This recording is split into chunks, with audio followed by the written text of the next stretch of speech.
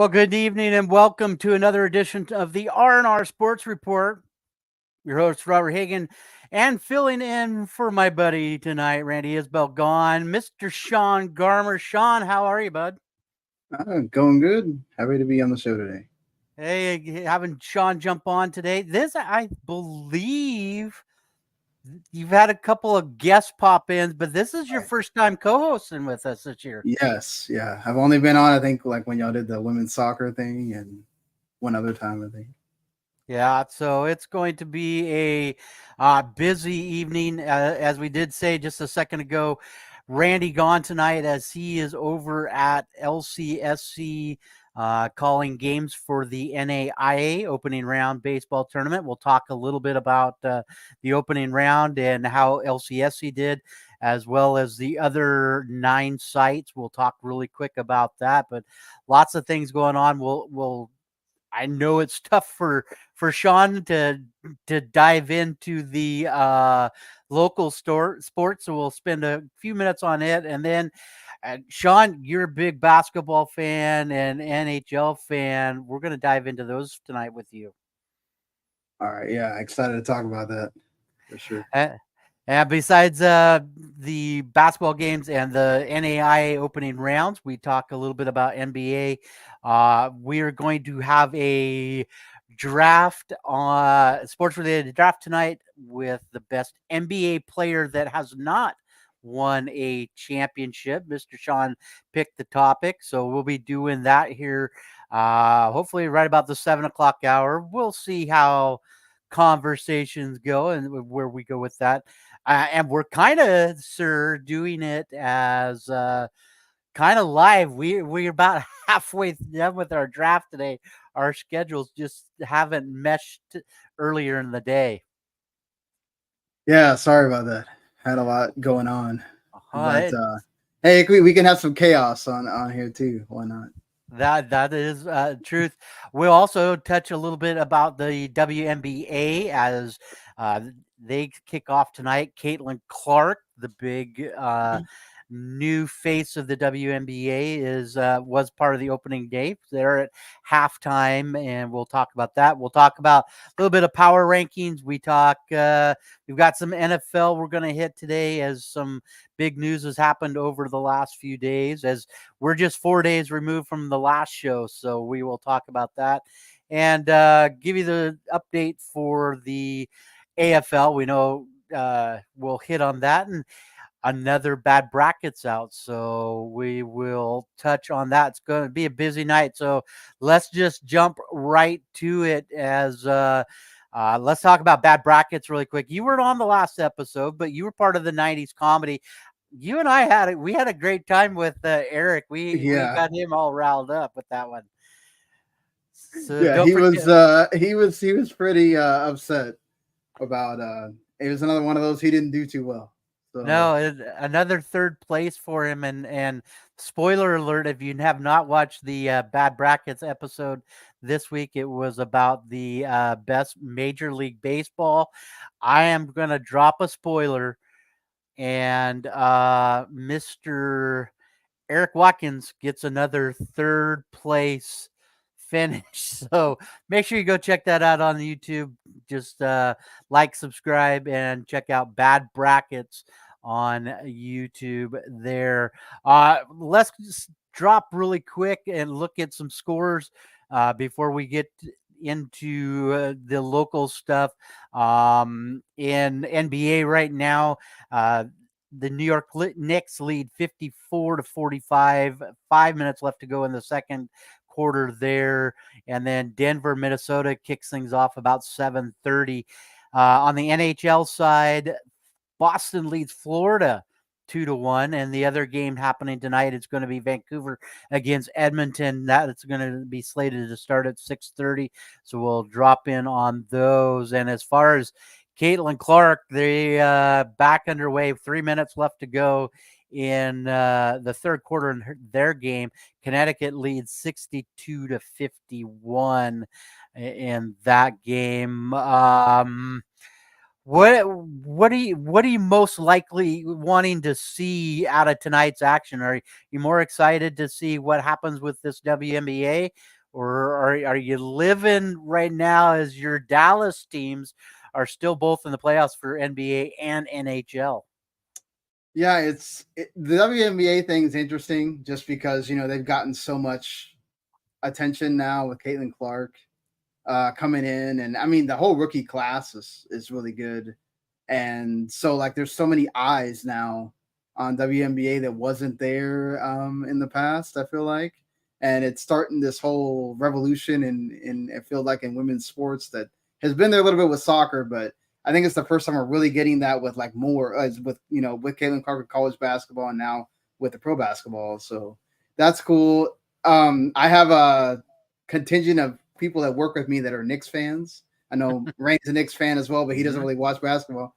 And so they're living and dying with this Knicks and Pacers series going on. So I'm paying attention to that too, and of course having to pay attention to what's going on with Vancouver and Edmonton later tonight as well, because they're going to be the one that face the Stars if they move on to the next round. So yeah, Well, let's stay with. I'm gonna jump all over tonight. I feel like that's fine. I'm a huge into see what happens with Caitlin Clark. Let's talk a little bit about her. She signed with the season kicking off today. She makes her debut with Indiana, and what should we expect out of Caitlin Clark in her first season with the Fever? I mean, she's already got 10 points in this game. It looks like, and she's going to have to carry this team on her back. Mostly, it feels like this is not a superstar team, right? Mhm. She's going to have to be she's really is going to have to show that she is the superstar, right? And if the team can do well, I think that's going to push people. I mean, they're showing this thing on. I know in other countries, Disney Plus is like the main thing, but they're showing this on freaking Disney Plus in the United States. That's Mhm. how much this has got that much popularity in it. But I really think this is more about other teams as well, like how the rest of the rookie class does, not just Caitlin Clark, but obviously if the Indiana Fever can do well, that's just going to make people more and more interested. Um, S So you did hit on it just a minute ago. There's still a minute 18 left to go. Right now, she does have 10 points. But I think the number that stands out in this box line right now is she's got 8 turnovers already yeah, early in this game. So nerves. very Yeah, much nervous in that. And you rattled off a lot of about where she is at. And I'm going to throw out some names to you. And and there's some big names that have been in the WNBA. We talk about Deanna Taurasi. You talk about Lisa Leslie, Cheryl Swoops, Sue Bird, Candace Parker, some super. Yeah, huge names. Can we see her name stacked up with those girls? Those I should say girls, those young ladies that have come before her. Could she be at that elite level by the time her career's over? she definitely can. I mean, she showed it in college that she has that potential, right? It's just I think it's let's see what happens in this year where you're having to prove yourself. Is she going to have too much pressure on her, and the team doesn't do well? And then how do the front office and everybody else build a team around her? Because it doesn't matter as we will talk about when we get to like NBA players that haven't won championships. It doesn't matter if you're an awesome player if you don't have good teammates around you. There's only so far you're going to be able to take that team, And right? like you Uh, yeah, like you yeah. said, this team is very young in it for the Fever, but the hype that's around Yeah. Indianapolis right now is through the roof with both them and the Pacers. Oh, exactly. And that's the thing. It's like you already got the Pacers. The Pacers look like they were done. They go in, and of course, they get to take advantage of the fact that like the Knicks are hurting, and um, they got the tough win in Game 3. They blew them out completely in Game 4. So you got that hype. Then you got like you said the Fever. So it's just between the two. It's a basketball. They're already a basketball uh, state really with the college and Mhm. everything. So just enforces that even more already with her and everything else going on with the Pacers too. And they've with just about 30 seconds left to go, already cut it back down to a 7 point lead, trailing by 7. So we'll keep an eye on that, see where that goes. So I'm gonna put you on the spot, and I did this. I put it in the notes because this would be a question I would ask Randy too. By the end of her career, can she be called the best player in WNBA, or does she have to get over the likes of Sue Bird and Deanna Taurasi? I think those two names stick way out above most of all of these other women. Do you think she can get above those and be basically the MJ of the WNBA? Man, that's such a tough question because I feel like it's such a different thing than the MJ thing. Because MJ was the person that is this moment for Caitlin Clark, right? You Mhm, had Magic and Bird kind of bring things back for the NBA, but it was MJ that took it to a whole nother level, right? You know what the NBA because of MJ, the Dream Team, all that stuff, right? So Caitlin Clark is trying to do that for the WNBA right now, and I think with the younger generation, the generation that just now starts watching the WNBA, she can get to that level. I think the backlash you're getting from the Deanna Taurasi's and the people that came before her are she's getting too much hype for not really doing anything yet, mhm. and that it's up to her to live up to that hype. I think she can. But if the WNBA explodes and you get like more teams and more things, uh, you could find other players that aren't just her that are Mhm. then up to that level as well. I think the whole league is ready to just explode. You already saw last year the Aces. They're going for a three-peat. You've got players that had tremendous years last year that are looking to repeat that, and they could already overshadow her. So I think it all depends on again the team, And right? you said Yeah. you made a good point, and one I was thinking about saying, and I don't want to use her name as a savior, but or a one. I would think this could be a huge stepping stone with the Mhm. WNBA. We talk about the idea there are only 12 teams in the WNBA.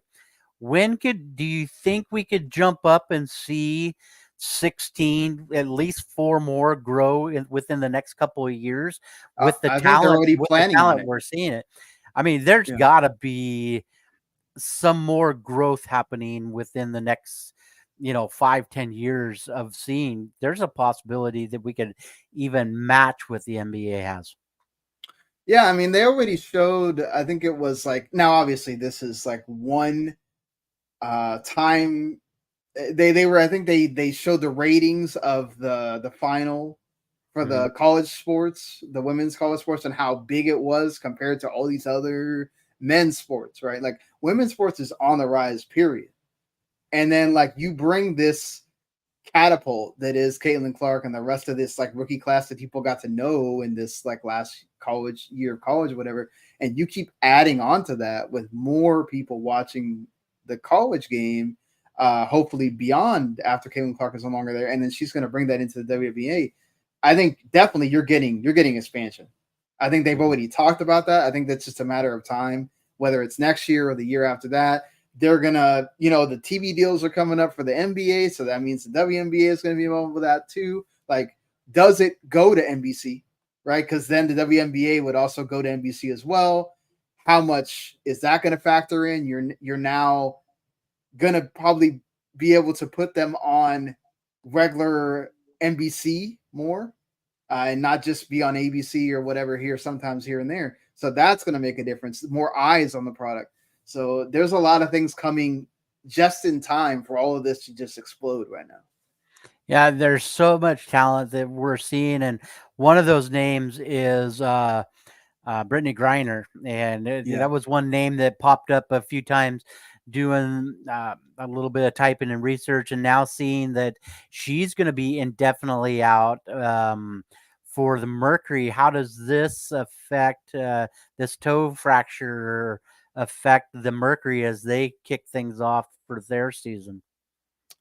I mean, definitely she's a big force that they lean on in that game, if for the team. So it will affect them. But I think, they've also kind of learned to play without her at times as well. So I think they'll do fine. I kind of compare it to like the Memphis situation with John Morant. That Memphis kind of imploded without him, Hmm. but I think the Mercury will kind of just do okay until she can kind of come back to full strength for that. Well, let's jump over it. You talked a little bit of NBA stuff. We'll look at the series going on, but I want to hit first with the Atlanta Hawks and the news that has been bubbling over the last couple of days, especially with the combine happening with uh, uh, all the teams. Mr. Bronny James is looking Mhm. to be probably the number one pick for the Atlanta Hawks. How do you know? How do you feel about them trying to clear some cap space to get Dad to join this pick? And do you think it is one that might happen? Uh if I'm the Atlanta Hawks, why? Like, has Bronny really proven himself as a guy you want to spend a number one pick on? Hmm. Unless you're gonna do it to try to get huge assets from the Lakers. Like, if you're doing it because the Lakers are gonna give up the farm to get him there so that LeBron doesn't go, then okay, I guess. I would assume that they would already have a plan in place, but it feels like all signs are kind of pointing to the French superstar Alex Sarr is going to wind up going number one. At least that's what everybody keeps saying. Every like mock draft that I've seen, every pundit. Um, but it would be crazy. It'd be crazy if somebody takes Bronny high, hoping that the Lakers just give up everything to get him over there. Yeah, it's just kind of crazy to see all the hype of them trying to clear cap space to get him into an area to make that a huge sell. And I don't see him going to a market like that. Um, I just don't. Well, but what's hard to say is he did play in Cleveland and he set things. The tempo did LeBron, but seeing those two together in a market like Atlanta, I would think they would want more hype and um, Oh, I mean, more definitely. LeBron doesn't want to notoriety. be going to Atlanta. Hmm. He wants it. I mean, if anything, like LeBron will go to like another big team. I can't imagine he would go to Atlanta or whatever team Bronny gets drafted to that's not the Lakers.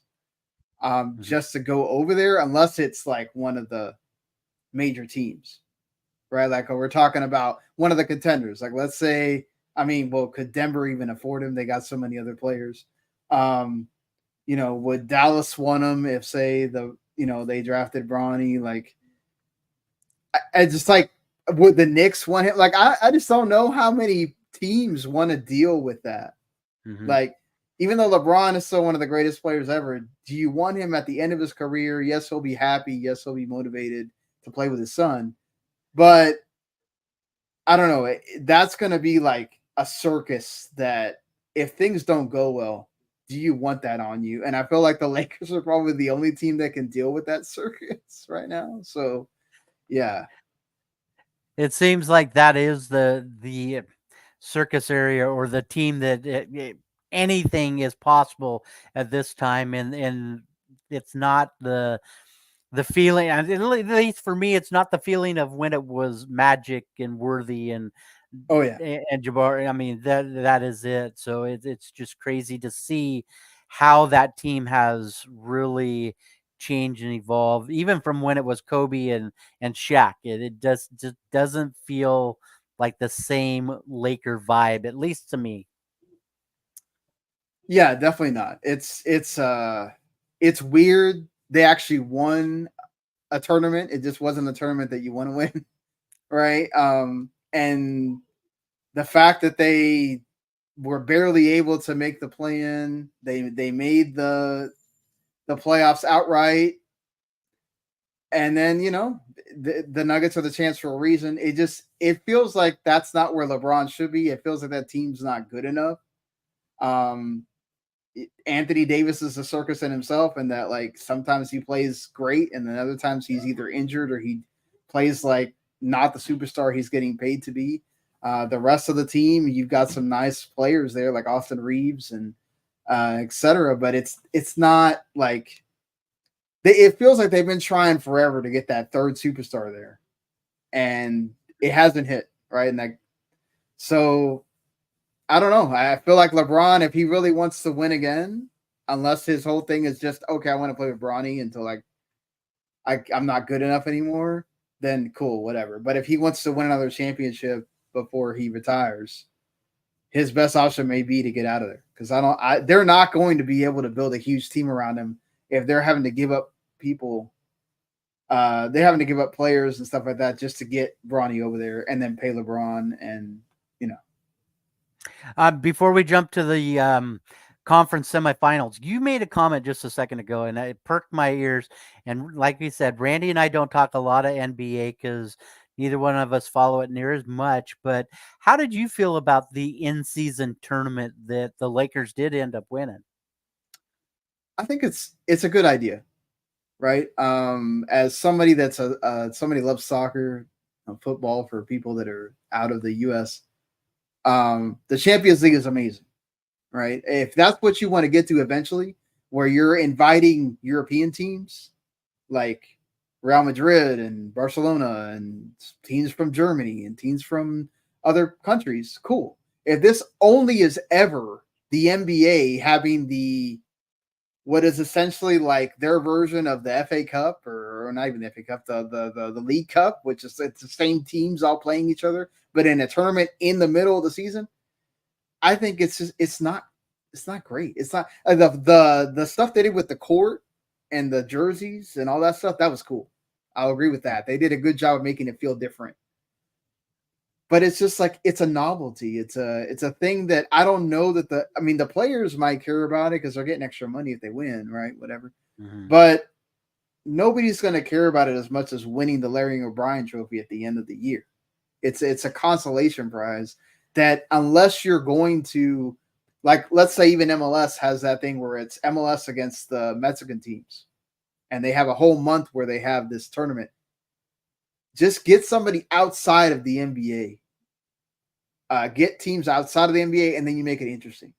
To me, if I'm just seeing the same teams that and you're making it part of the season, I don't know. It doesn't it's cool, but I think the whole thing's going to wear off eventually and it's not going to do what they want it to do. Right. All right, so I'm going to put you on the spot. Here we go. Let's talk a little bit of Eastern Conference semifinals. We'll lead off first with Boston versus Cleveland. Right now, Boston leads the Cavaliers 3-1. Do the Cavs have a chance to come back in Game 5 or 6, or No. are we done in Game 5? I mean, do the Cavs even try to rush Donovan Mitchell back at this point? And if he doesn't play, forget it. I mean, they tried valiantly in the last game. They were closer than I thought they were going to be, but I think the Boston's at the point where it's like you got to put the pedal to the metal, end it, get the rest that you need. You know, you're getting one of the two, whether it's Pacers or Knicks in the next round, and that's going to be a series. Like you do not want to let Cleveland's sit around and get back into it, and then you have to get in a longer series than you need to. I think Boston knows they need to end this. This pretty much the sooner the better. I Yeah. think if we get there. So, in action that's happening right now, it is halftime. New York Knicks lead 69-54 over the Pacers. This series is all knotted up 2 games apiece, and a substantial 15-point lead for the Knicks right now going into halftime. But one thing I can say about the NBA, it doesn't no lead is ever safe, No, especially 15, and especially if you can't find a player to play some defense. Do you think that the Knicks end up taking this one at home? And does it go past does it go past 6 games in this one? I think they do take this one. I think they getting shellacked in the last game probably woke them up quite a bit, and we've seen that already. The reaction to that is they're hammering the Pacers now. Like you said though, as I can attest to with the game the last night with Dallas. No lead is safe. The Mhm. game's never over because anything can change it at any moment. Even the Mavs had it against the Clippers in the first round. They had a 27-point lead or whatever the Clippers did, and the Mavs erased it. The Clippers wound up winning that game, but still. Um, yeah, I think the Knicks are definitely going to take this. I think it goes 7. Honestly, the way that this has been, I think the Pacers are gonna. It might be a tight one again, but I think the Pacers are going to win at home again, where they've been lights out in the playoffs so far, and it's going to come down to that decisive Game 7 back in at MSG.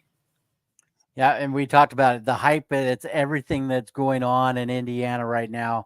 It's just adding to the fire. And I think if they get this win, there's a strong possibility the Pacers win them both back home. So it'll be interesting to see as that comes down to it. All right, let's look at the Western. I'm going to leave your Dallas Mavericks for the last one to talk about. But let's talk first Minnesota Denver tonight. The number 2 seed Nuggets right now, and Minnesota 2 versus 3. This series tied. This one feels like it's going to go back and forth. It's going to be a slugfest. Oh, it's already been that, and it's been amazing to see how this has turned out. Like when I watched Game 2, of course that was the one without Rudy Gobert, and the way that the Timberwolves are playing defense, and it was I felt suffocated watching it on TV. I can't imagine how the players felt, right? And I watched that game and I'm like, you just lost both the games at home. You're gonna go to Minnesota where that crowd's gonna be wild because when does Minnesota the Timberwolves haven't won a series since like 2004 or what so and then for the Nuggets to show that championship quality and go over there and win both of those games and one of them in a fashion that just made it look all of this look silly. Like, wow, these two teams are just evenly matched. It's going to be a slug, like you said, a slugfest. Uh, all the stars are going to come out and do at this, and I think the Timberwolves are suffering a little bit from the fact that Gordon woke up now, so he is a force in this. And then you got Jokic playing at his level, Jamal Murray, all that. If Porter goes off, it's gonna be a rough one. I think it's gonna go. I'm gonna be surprised if it doesn't go 7 because the way these two teams have been playing and going at it, I'll be surprised if one of them if it doesn't go 7. Yeah, and the final one. Let's talk a little bit about your Mavs. Oklahoma City and Dallas tied up at 2 games apiece. Game 5 is tomorrow night, 6:30 Pacific time tip, 8:30 Central time tip for that game. I have not followed much of either one of these two teams. Tell me where I should be leaning in this matchup. It's been a tight series so far. I think really if Luca wasn't banged up the way he is, I think this might be a different series. I think the Mavs wouldn't have lost the game that they lost last night, which they lost from not being able to make free throws, and then obviously not being able. They were doing well the whole game, and then in that fourth quarter when you need shots to be falling, they were just hitting bricks everywhere. And SGA and the rest of the OKC was doing the opposite, right? And they were hitting the free throws they needed to hit. They went like I think it was 25 out of 26 free throws. That's ridiculous. When the Mavs couldn't even do 50% free throw line. And SGA has been amazing in this series, by the way. So if there's a bright spot for OKC, it's that SGA has been the guy that you need him to be. Chet Holmgren has been very good. Wallace has been very good as well. Lou Dort has been doing his thing against Luka, but again, I think if Luka wasn't banged up, it might be a little bit different. Um, on the Mavs side, PJ Washington has been phenomenal as far as like a guy that you didn't expect to be one of the guys that's going to be helping you. It's usually the Luka and Kyrie show, and he's been tremendous, and so have been the two big men.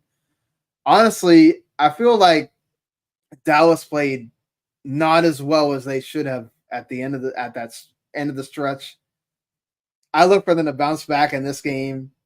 You know the percentage when you win game 5, it's like 82% you win the Mhm. series. I think if I think Dallas can get it done in game 5, take a game, and then in game 6 you're ending it and you end it in 6. Um, I've never felt there was never obviously speaking as a fan, but just as a watcher of the games, I've never felt like I need to be scared of OKC, right? Like nothing that OKC has done has made me feel like, oh, they're getting outmatched here. They're getting outplayed. They're not. It's just, it's a series. Sometimes things don't go your way, but I feel like Dallas has shown that they are better. So the one big number that was glaring to me when I was typing out notes today, and I say this just because, I always feel like the home team has some kind of effect. The Thunder 33-8 at home this season, while the Mavericks are 25-16 on the road. Uh, for me, it seems to lean a little bit OKC, and that's where Vegas is picking this one right now. It's just a 4.5 point favorite for the Thunder. And that's fair. Like you said, home team matters, they do kind of tend to lean that way because a lot of times the home team does win. But hey, we've seen in some of these like the Denver, Minnesota, where it didn't matter at all so far. So, Mhm. it's interesting how that's gone. Well, we'll talk a little bit more NBA here as we do a sports related draft here in just a little bit. And Sean threw out a topic. We're going to talk about that here in just a little bit as we look at the greatest player to never win the NBA title, the Larry O'Brien Championship. We'll talk about that here in a couple minutes. One other piece of basketball note before we jump into the NHL, and I don't know if you saw this today, but it kind of grabbed me a little bit because this guy has been an analyst for a long time. Doug Gottlieb is going to leave an analyst to become the head basketball coach at Green Bay. Thoughts about that? I know he was a candidate last year and they went a different direction. Uh, is this going to be a huge thing for Green Bay? I mean, it's interesting, right? Like you don't really hear about analysts becoming coaches that much unless they just have this like tremendous reputation, right? Or they're a former coach already, which he's been an assistant here and there and was head coach I think in 2017. He other teams have tried to get him. I think he tried to interview for the Oklahoma State job at one point. Like it's gonna draw names. Like it got your attention, right? It's gonna Mm-hmm. get attention for Green Bay that I don't think most people even know, you know, much about them at this point. So he's going to get attention, right? ESPN's probably going to give it more attention because he's a former personality of theirs as well. So yeah, but I don't know. It's going to take him some time, right, to settle in. I think I wouldn't expect any wonders in the first year. Maybe a couple years down the road. Yeah, and I don't believe he ever played any professional. I think Yeah, he he was it's a college point only. guard. Yeah, all Yeah. point guard at college. All right, so we did our little NBA stuff. I'm excited to get to the other part as you and I have been going back and forth with our draft. Let's talk a little bit of NHL playoffs and what is happening there. Let's lead off with a game that's happening right now, and that is Florida and Boston in the NHL. And last I looked, I've got to jump over. But last I looked, Boston was up 2-1 at the end of the second, and Yeah. that's where it's still at with 6.5 to go. Uh, does Florida snap this and end it in 6 games? I think Boston has kind of controlled this one, looking at how many shots they've had so far. Yeah, I mean, the Panthers are just really good. Let's put that out there right now. Like, I think the Bruins have a resurgence at the moment because of what happened to their big star player getting hurt, and so they're kind of like trying to win this one to keep themselves in it to see if he can come back. But I think the Panthers are, if they wind up losing this game, which it's not necessarily done for because you can do that pulling the goalie and get the extra player on the ice, and then that changes things. Once you get to like 2-3 minutes, I think the Panthers definitely, if they lose this game, they're going and taking it in the next one for sure. There's no reason for them to be losing. It's very much like the other matchup that is happening in the same conference. It's like the Rangers shouldn't be where they're at right now. But somehow Carolina is doing the amazing and staying in it. Yeah, for the Panthers so far tonight, and I would take these numbers any day. You look at the saves, Bobrovsky right now, 24 saves off of 26 attempts, and then you look at Swayman, the same thing, 23 saves on 24 attempts. So the goalies have been absolute lights out in this matchup, especially tonight. Yeah. No, tremendous, at least for this game, This game. because the Panthers have been the better team for the most part. But again, I feel like the Bruins it's gonna be one of those cases where everybody's playing great for this game. They're gonna exhaust themselves, and then I think Florida's gonna take it. But yeah, I mean, Bruins are a feisty team, no doubt. No doubt that they should be here. I mean, they beat the Maple Leafs in 7 last round. So could they push it to 7? Possibly. But yeah, I feel like they're not going to though. Yeah, it'll be interesting to see what that happens. I actually sat and watched a little bit of hockey the other night, and it happened to be the Rangers game. Rangers lead right now 3-2. They don't play until Thursday at 4 p.m. Pacific time, 7 Eastern in that matchup. What can you say about the Rangers leading in this matchup over the Hurricanes, as it is a 1-2 matchup in the seedings? It's incredible to me that it got to this point because before Carolina won the first game, everybody was talking about, oh, the Rangers are undefeated in the postseason so far. Oh, that 7-0 streak, everything. You're up 3-0. You're dominating. Like, how are you? And then they win 2. And now I think that the odds are that like every time a team's been in this situation, they lose. Mm-hmm. Right. I think the most recent one was actually the Stars against Vegas. If it wasn't last year, year before that, where they were 3-0, and then Vegas wound up just whooping them in that like game 6, and it didn't get to the game 7. Right. I feel like the Rangers, you're in that situation right now where it's like if you let Carolina, but if Carolina wins, can you imagine going to game 7? All the pressure is on you.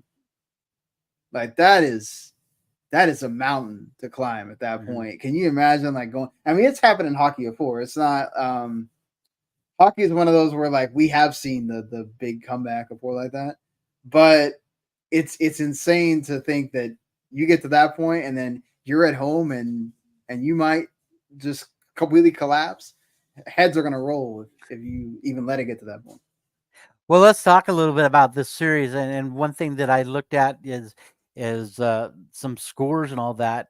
The first 4 games were 1 goal scores, Yeah, until yesterday, excuse me, yeah, yesterday with Carolina, 4-3 Rangers, 4-3 Rangers, 3-2 Rangers, up 3 right. games to nothing, and then come back in game 4 and the Carolina goes 4-3 and then 4-1 last night. It just feels like it's a momentum swing with with these teams is who's going to catch the most momentum at any given time. Yeah, definitely. And that's the thing is you let Carolina have it completely. You, talk about the like mentality that you have at that point. Carolina probably feels that they can just walk right into the MSG and freaking take that game 7-2. Yeah, Um, it's going to be nuts, and then knowing that the Rangers had the lead 3-0 and could have finished things out, and it just feels like watching that game the other night where the Rangers lost 4-1. That was the game that I ended up watching there yeah, last night, and it just felt like a total momentum shift as watching the teams that I watched this year was a little bit more of San Jose out on here on the West Coast and also right. Vegas out here on the West Coast. Yeah, it's one of those where I feel like okay, you kind of let them have that first. Okay, the first one it happens. You know, they go and get the one win, but I feel like maybe the Rangers got a little bit overconfident in the next game and thinking that okay, they're not.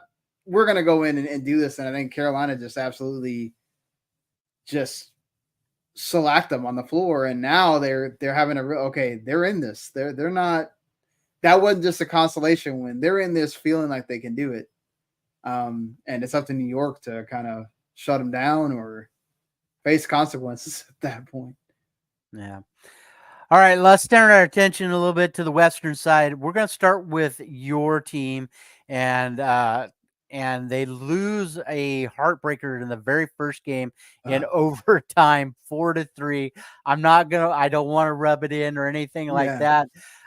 I think it was a punch in the mouth because the next Mhm. 3 games has been totally different for this Stars team. Yeah, definitely. I feel like it was a wake up call for them to how are you up 3-0 and then you let them get the 3 goals and then you end up losing in overtime.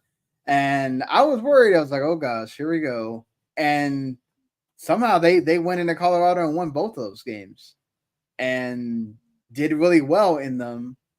And now you're looking at it and going, okay, they should get this series done. I mean, it doesn't help that Colorado lost their best player to having to Right. go into the program or whatever again. This is like his second or third time, and so now he's like can't play for like 6 months or something.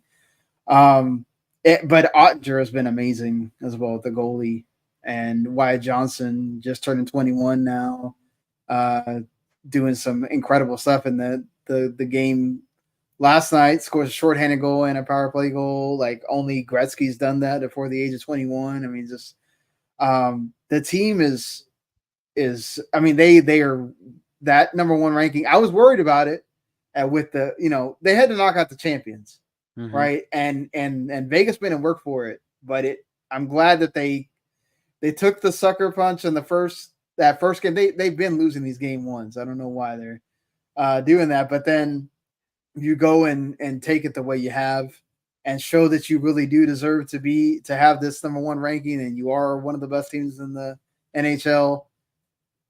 Uh, but man, looking at that other series, I'm a little bit concerned because there no lead is safe with either one of those two teams. It's kind of been the same way with Dallas, but I feel like Dallas has gotten better about it now in these last games because the Abs just don't have like the firepower to match them. Um, Whereas like with the Canucks and Edmonton, it's just like one team's up by three, then the other team somehow makes a miraculous thing and wins, and then same thing with Edmonton on the other side. It's like, wow, this is nuts.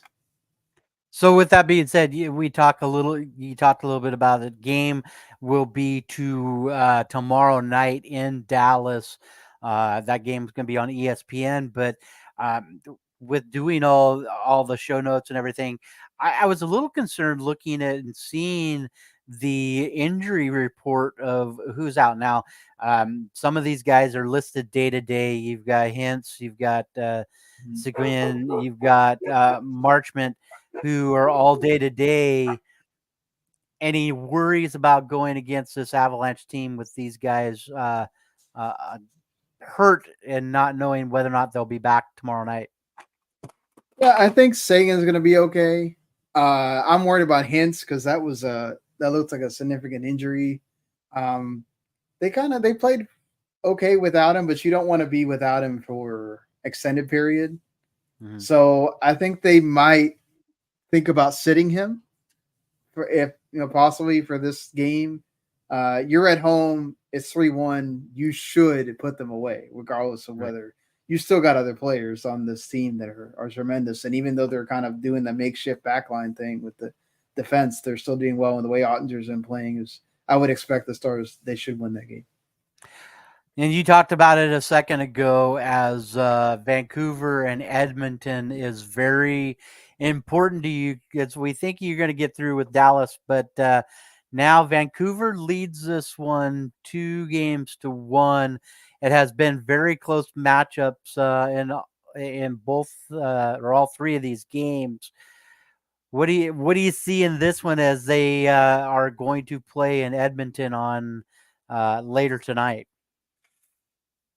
What I mean, like this series has been wild. I don't know that I can make a prediction here because it's like it doesn't matter that we're in Edmonton. Literally, the Canucks could just make some incredible comeback, and we've seen it from both sides.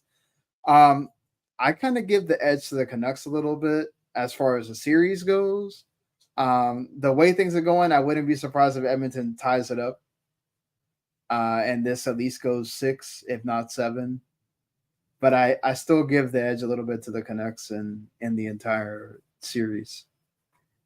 So, with saying that and thinking about, well, as I'm trying to connect here, um, thinking about, I'm looking at the calendar. Last game with this matchup could be on Sunday, the 19th. If Dallas wraps things up tomorrow, gives things a long break, is that going to be detrimental to Dallas, or you think it'd be 100% the firepower they need to get through the Western Conference Finals? Well, like you're saying, you got some banged up guys. They need a rest, especially the defensive line that's having to play more than they normally would because they're missing due to like long term injuries. So yeah, you definitely. That's another reason why you need to make sure you get this done. You don't want to extend this series. You've already shown that you're way better than this team. You need to just put it out right now. Don't do what the Rangers are doing, and letting them hang around because the more belief you give, this is still the playoffs. This is still NHL Mhm. professional teams. You don't want to be giving teams belief at all. So put it out, get the rest you need, and let Vancouver and Edmonton keep destroying each other, and hopefully it goes 7 so you can rest as much as possible.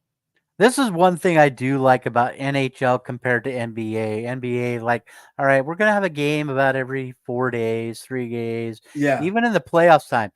You look at this Canucks matchup, they've got their game tonight, they'll have an off day to travel, then they've got two, and then another one to travel again. So they're gonna possibility if this goes 7, which is very significant chance of doing it. You're playing 4 games within, 5 days. It's just nuts to think about what these guys do compared to the other professional sports teams that Yeah. we follow. No, it is. I mean, the NBA sometimes will, like you said, at least gives them an extra day for the when they have to travel. to the other city or the other state. And then sometimes if they want them to be on the prime time, you'll get the fourth day, or what the Knicks had to deal with, where they only had one day, and then they get the primetime slot on the weekend, and they hardly get any rest at all. So I Mhm. think that also led to them getting blown out because you don't get a lot of rest if you're playing at 3:30 instead of 9 o'clock.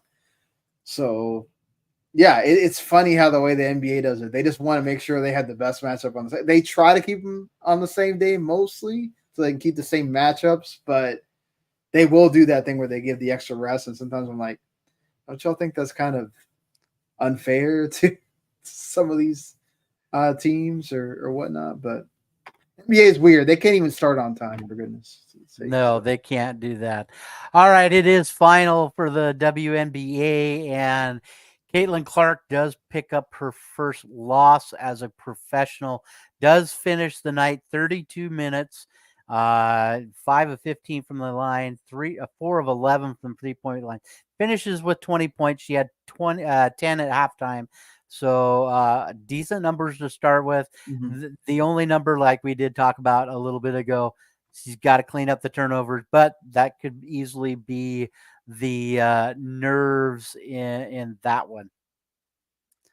Yeah, but you can already see the discrepancy between the two teams already. If you're just looking at box score, which we didn't watch this game, so that's what we can do. Hmm. Look at the point differential between the starting five for Connecticut and for Indiana. Oh You yeah. got Caitlin Clark completely leading the way, and then you go over and look at the Sun, and it's much more even, Hmm. right? You have four players with double figures, and then you have a bench player. They at least got 10 points. So Yeah, I finish don't that know. one. Connecticut. Yeah, Connecticut it finishes 92-71 in Caitlin Clark's debut with the WNBA. 4 games were on the slate tonight. So we will try to keep you up to date with those. Let's take a second and direct our attention a little bit to some local stuff as I'll do a little chatting here. I know you don't get to follow it very much, but Clarkson softball will be playing Thursday up at Lincoln Middle School. Wanted to black out the stands with this one. Winner of this game will go on for the district championship as they will take on the winner of Pullman East Valley, which is happening tonight. So we will know on Thursday who they play. And then from the other side, it should be in the GSL champion, should be Shadle Park, who Clarkson takes on. Both teams, if they get there, will go on to state. So congratulations to them. For the Clarkson tennis teams, they do announce their all district players. For the boys who finished second in the GSL, first team honors go out to cousins Cody Whittle and Alex Whittle, who are the number 2 seeded team in the GSL. And also shout out to Xander Vantine for making first team. Second team goes to Aspen Williams, Cole McKenzie, and Valentine Bork Martinez. And in co-coach of the year goes to John Kowalski. They will be playing this weekend at Shadle Park in District. They'll start on Friday.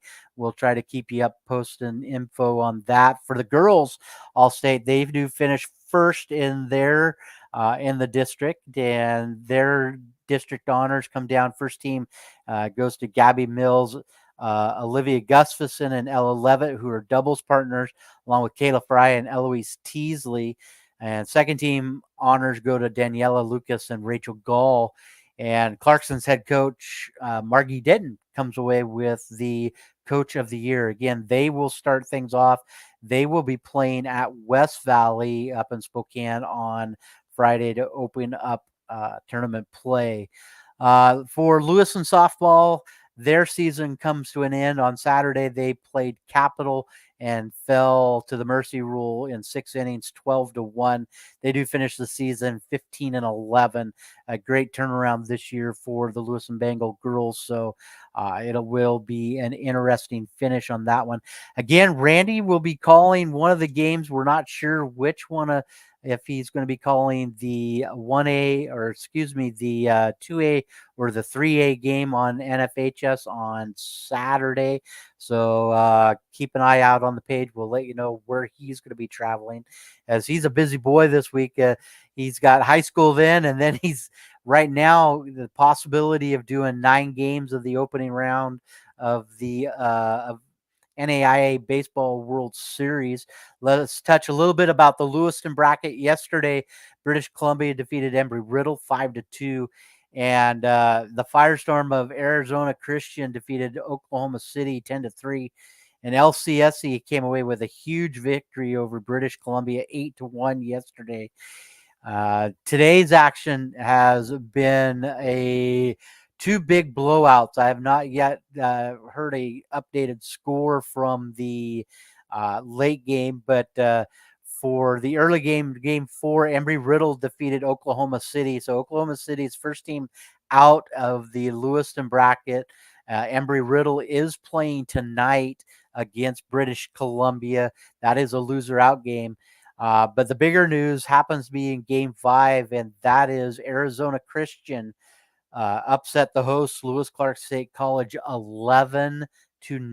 Arizona Christian's Adrian Santa Cruz threw a complete game versus LCSC, 134 pitches, gave up just 3 hits in those 134 pitches, 2 walks, struck out 12. LC's Carter Booth, Nick Siemens, and Brandon Cabrera are the only 3 that ended up with hits. Siemens and Cabrera also did get on base, being hit by pitch, but that was it for base runners for LCSC in this one. LC's Drake George gave up 5 runs, 6 hits, and a walk in just 2 innings of work. So rough outing for the Warriors, especially when there was a few scouts there checking out a few of the LC players. So tough outing. So we'll hope to get that one back. So in night action tonight, British Columbia is taking on Embry-Riddle again.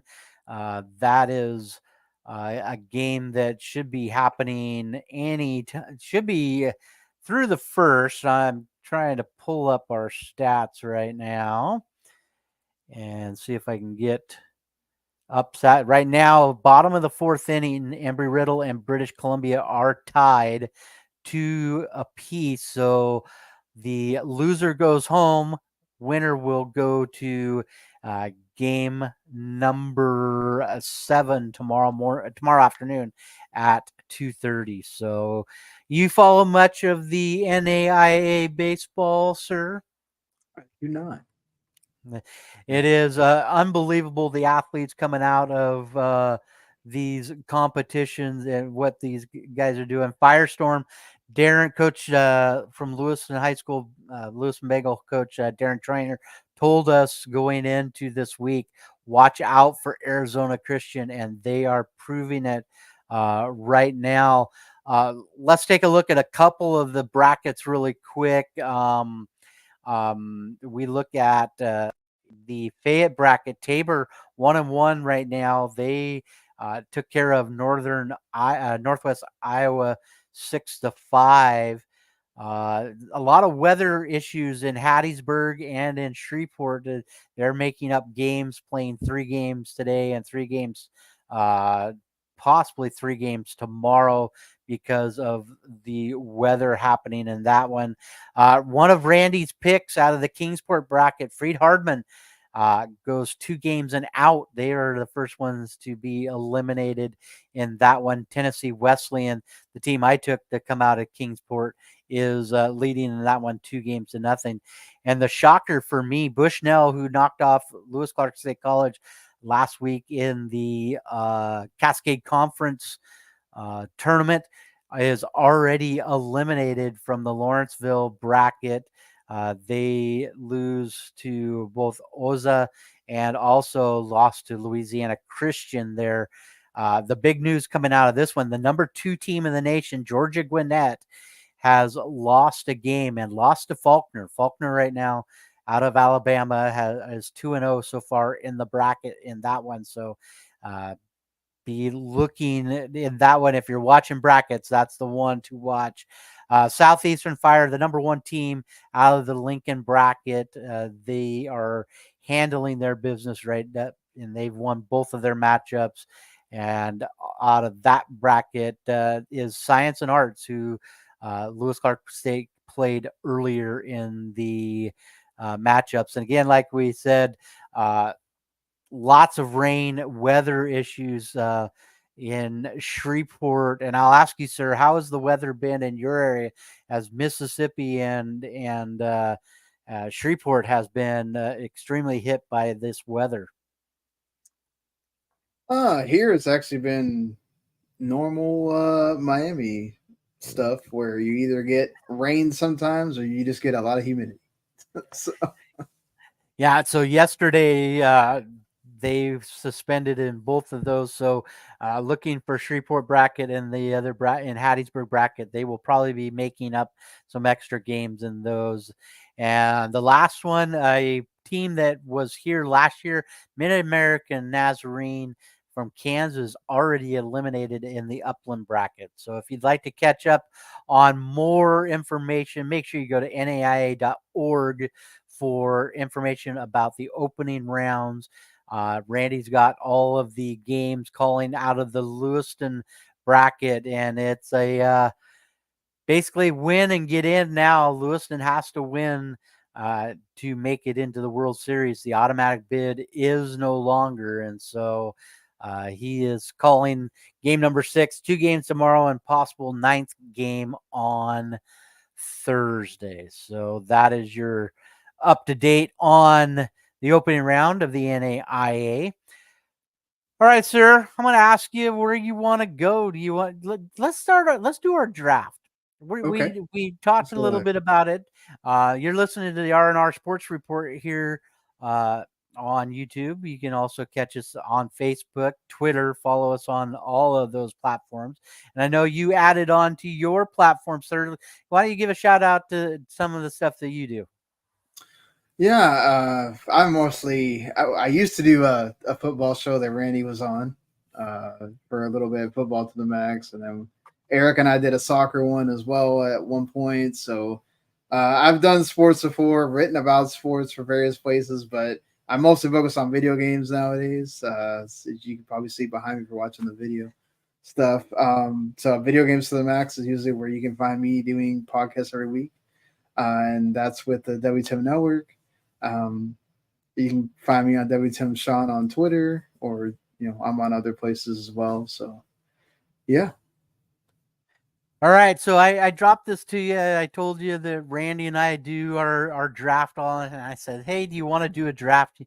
And he says, "Yeah, sure." So I sent you all 85, all 85 of our drafts, and for you to come up with an idea of one. And one caught my eye, and I was excited to do it, and I love this one. And neither one of us have made our picks yet for the third pick, and so this is going to be kind of interesting. So you pick the topic, and go ahead and explain the topic to the folks tonight. All right, and we're in the middle of the NBA playoffs.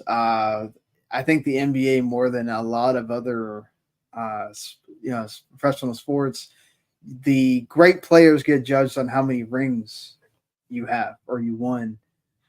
It doesn't mean that those players are not great, or as we'll talk about, but you kind of get considered lesser than, right? It's not like the NFL where I think Dan Marino is still considered one of the greatest quarterbacks ever, even though he didn't win a championship or whatever. The NBA, it does feel like it's kind of like you're kind of in another category now, right?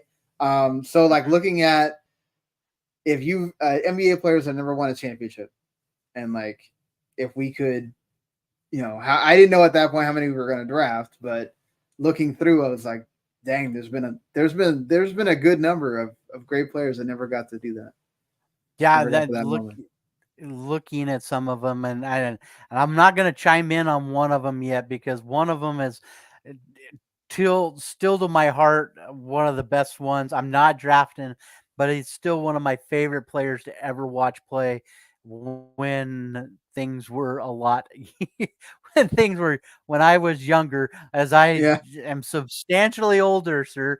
I got to watch this guy play in the 80s, but we'll talk about that. But I'm you picked the topic, so I'm going to start first, and I'm going to take a guy that was known for his waggle, his finger waggle. This guy, Dikembe Mutombo, 18 years, man. How this guy lasted as long as he did.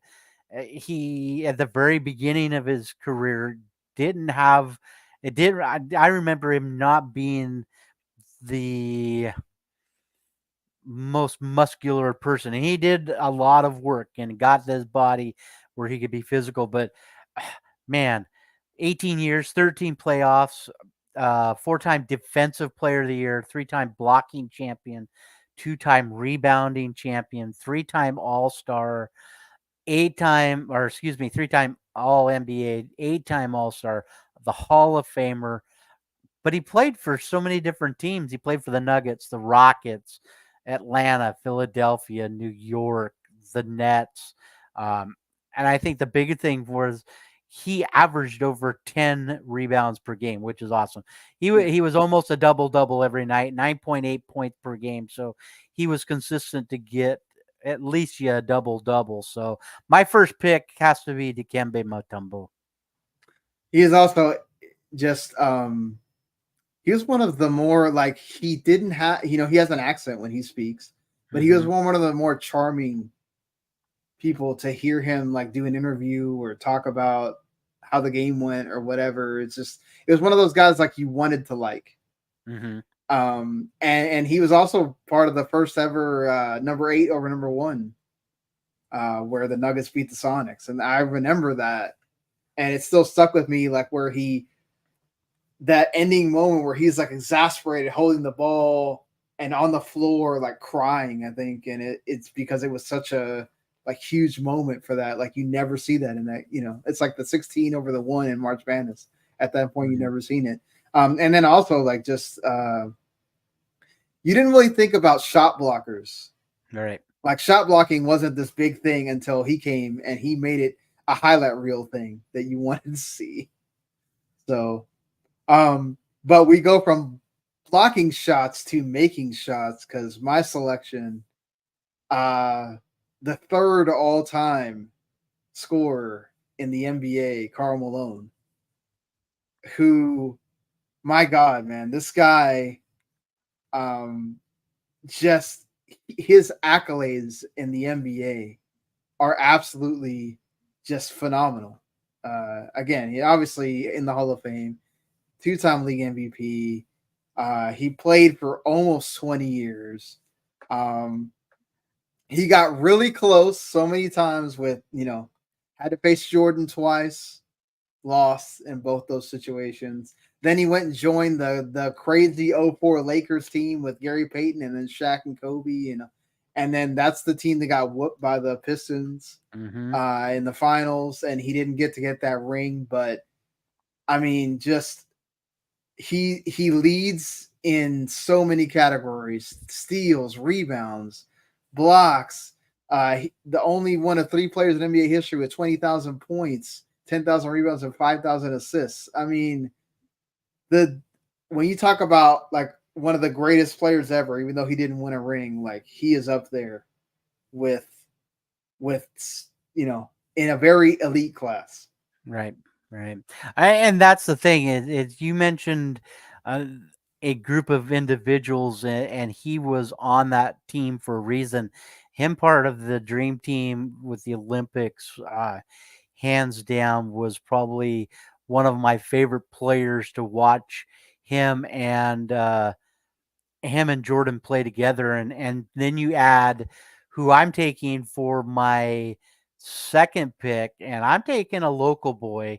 And when I say local, yes, his son is a local athlete, but I'm going to take the Gonzaga guy. I'm taking John Stockton. 19 years as NBA. 19 playoff appearances. Utah Jazz, the entire time he played there, 9-time assist champion, 2-time steals champion, 11-time All Star, 10-time All Star, 11-time All NBA team, Hall of Famer. Uh, Averaged a double double every night, 13 points, 10 rebounds or 10 assists a game. But what was consistent about him was his free throws, and then he was right at 82%, almost 83% from the free throws. And I've heard him talk, as he's down here watching his Warriors, as Sam is a Warrior playing. He graduated this year, so got to see him many times there, and he always preached to Sam about his free throw making and all that, and being consistent with the defense. And you can see that in his son. And for a guy that was all about sharing the ball all over the court, he added to that entire dream team. I love that 92 team was a beast of a team, and it's going to add for one of your players too. Yeah, no, definitely.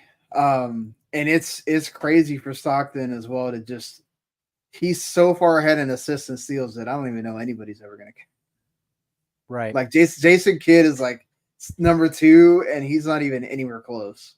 It's amazing how like those stats of leading the entire history of the NBA in assists and steals and no one's ever gonna catch you. That's incredible. Obviously, and the longevity helps as well. But yeah, my second pick was Charles Barkley, Sir Charles, part of the Dream Team. He was an MVP in '93 with the Suns, and then that was the one year he went to the NBA Finals. Of course, he had to play Michael Jordan, and then we know what happened there. But I mean, they tried to build a team around him. It just wasn't the case. Even in the years where Jordan was playing baseball, the Rockets came through and were just too good, and he eventually joined the Rockets too, and then he couldn't make it at that point. But he was he's a power forward that could actually play multiple positions. He could move like a smaller guy, but then still post you up like a center normally would. And he's still like has impressive numbers, for having 20,000 points, 10,000 rebounds, 1,500 steals. He wasn't the most. He was liked by the players. He wasn't liked by the media because he was all about I am not a role model, and that he stuck to that. But now he's all over the TV. So. Mm-hmm. Well, the one thing about him, and I like his commentating. His golf swing, not so much. Yeah, no. But the thing about him and Charles Barkley is he played in a time where there was so many other big names too. Yeah. You had Clyde Drexler, and that you talked about Clyde all the time. You talk about Olajuwon. You talked about Bird, and Bird was towards the end of that career, but you had so many other big names during that time that he was almost I don't want to say shadowed out, but it felt that way because there was so many other names. So even the 76ers team that he played on when he was younger, he had Dr. J and Moses Malone, but then they weren't good enough to beat Boston and the other teams that were the powerhouses back in the late 80s, in the Lakers and all that. Yeah. To go back to your thing and you threw out there, John Stockton had 15,806 assists. The next closest is Jason Kidd at 12,091. On the active list, 11,894 is Chris Paul. How many more years can we see Chris Paul? Yeah, he's got like maybe one, maybe. And the next closest is right at 11,000, and that is a LeBron James. I don't see him getting 14,000 more, or excuse me, 4,000 more assists. No. So, crazy numbers what John put up. All right, sir. Neither one of us know what our third pick is, so you're learning what my third pick is right now as we kind of have thrown these out here. I am going with a guy Ah, that it was he kind of was the rebel side. We've talked about his team so much today. I'm going to go the great Reggie Miller. I'm going to go Reggie uh, Miller on this list. 18-year career, all with the Pacers. He made 15 playoff appearances. He was a three-time All NBA, but he averaged 18 points, three assists, three rebounds a game. So he was more of the scorer, like you were saying with Carl. He was one of those guys I always wanted to put on have at the free throw line when the game is on the line, as he was almost a 90% free throw shooter with that. Five-time All-Star. Also, I mean, you got to say a Hall of Famer. Um, and so then you ask yourself, was he the better family player? Was it him or his sister? I bet, in this case, yeah. I'm gonna go with Reggie as my third pick. Reggie's one of my favorite players that I used to love watching just because he really made like a 3 point shot and just how many like crazy shots to end the game he made, and even in the playoffs, like um, that's why the Knicks fans were chanting what they were chanting at him the other day because he has a history with them, especially, and he also ran into being in the Jordan era and not and having to deal with that being in the East too. Um, but I'm gonna stay there. Another one that they played in the same era. I mean, there's a lot. I wanted to go with Elgin Baylor, but technically he does have a ring, even though officially they don't kind of. But the Lakers gave him one because he played 9 years or 9 years. He played 9 games in that 72 season where they finally won, where Jerry West finally got his title. But Elgin Baylor got injured, so he only played 9 games. But the Lakers ended up giving him a championship. But he probably should deserve to get picked, but I think he technically has a ring, so I'm not going to. But Patrick Ewing, probably perhaps the best Nick ever. Um, Played for so many years. He had the two series, the one against the was it the Magic that they got, or no, the Rockets year that they got so close and then didn't, and then the one against the Spurs where he was hurt and Spurs ended up winning. That was the first one for the Spurs in that dynasty that they had. Um, but like to play 20 years, he was already tremendously great at Georgetown, and then he comes in and actually lives up to the hype. And he was part of the dream team as well. Um, leading the having career numbers in blocks, points, rebounds. He's only one of 6 players in NBA history to record at least 20,000 points, 10,000 rebounds, and 2,500 blocks. Um, an absolute like legend uh, for not just the NBA, but like when you talk about like all time Knicks, he's got to be in the starting five for Oh, sure. 100%, 100%. So we did just drafted our best NBA players never to come away with a ring. Uh, for myself, I took Dikembe Mutombo, John Stockton, and Reggie Miller. Sean took Carl Malone, Charles Barkley, and Patrick Ewing. Let us know in the comments who wins this one. But I want to play a little game with you on this list because this list could be so much larger, could be so many more people. And one of which I'm going to rattle off a few names here and see where we rank them because we might even rank these a little bit different. I went to a website and followed a lot of this information today from thesportster.com, and it was a thing that they came out in, I believe, March with this article, and they had some names. Elgin Baylor was one on that list at number one. But I'm going to throw a couple names out there and let me know what you think. According to their numbers, they had Dikembe number two. They had Charles number three. A player we didn't even talk about, Allen Iverson. What do you Mhm. think? Oh What do you yeah, think definitely. about Allen in that one? He was a victim of being on a. He never got to have a great team, but he somehow willed that team against those great Laker teams to get to the finals. Mm-hmm. 1 year they lost in five, but it was literally him. Like literally, when you talk about like a one man team, he was the definition of a one man team. But he was so good that he could Mm-hmm. do that. So he played for the 76ers, the Nuggets, the Pistons, and Grizzlies. Only thing I think that drops him down a little bit but it is because of what you said. He didn't have the teammates.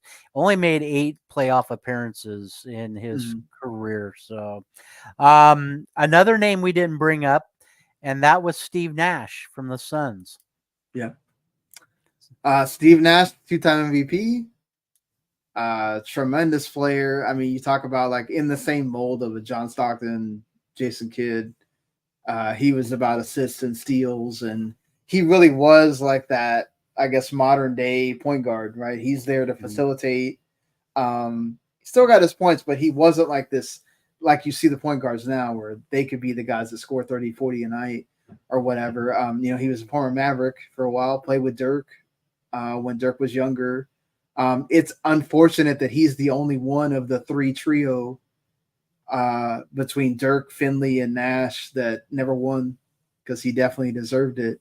mhm, But he happened to play on those Mike D'Antoni teams that were all about offense and not, you know, that cliche about defense wins championships still stands and has always been proven itself almost every year in so many sports.